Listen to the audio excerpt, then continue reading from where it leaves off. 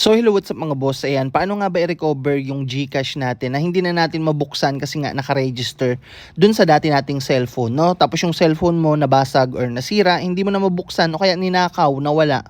Yan, ganito yung lalabas sa'yo, no? Hindi mo na siya mabubuksan. Okay, paano natin siya i-recover? So, madali lang yan mga boss. Ito, pindutin nyo yung get help dyan sa pinakaibaba. Ayan. Pag pinindot mo yan mga boss, i-click mo lang tong chat with Gigi, no? I-click mo lang 'yan.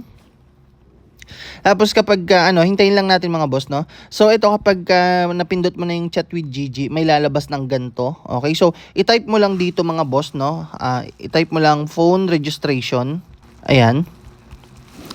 Pagka na-i-type mo na yung phone registration, hintayin mo lang ng konti, may lalabas na ganito. Ayan. So, piliin lang natin yung I can't register my phone, no? So, click lang natin yan. Hintayin lang natin ng konti mga boss, no? So, ito pa. Ito, may nakasulat dito. Did you reinstall your GCash app? No. Piliin mo lang yung no. Ayan. Yan, hintayin lang natin ng konti mga boss, no? So, ito, meron pa uling lalabas na tanong dito. Ito, nandito sa may pinakaibaba, are you able to log in, no? Nakakapag-login ka ba dun sa GCash account mo? Syempre hindi, kasi nga hindi nga tayo makapasok eh. So, click lang natin yung no. Ayan.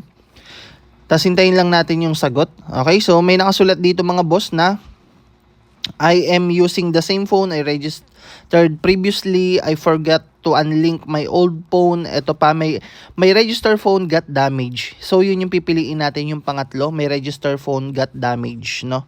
Piliin lang natin yan. Tapos, may lalabas na dito mga boss na show form. Okay, so pag may lumabas na show form, pindutin mo lang yung show form, tapos i-fill out mo lang yung mga nandyan tulad ng pangalan mo, tapos yung brand ng cellphone mo, model ng cellphone mo. So kailangan patunayan mo na sa'yo talaga yung cellphone na nare-recover mo or yung GCash na nare-recover mo. Okay, so kailangan alam mo yung cellphone mo. Syempre, cellphone mo yun eh.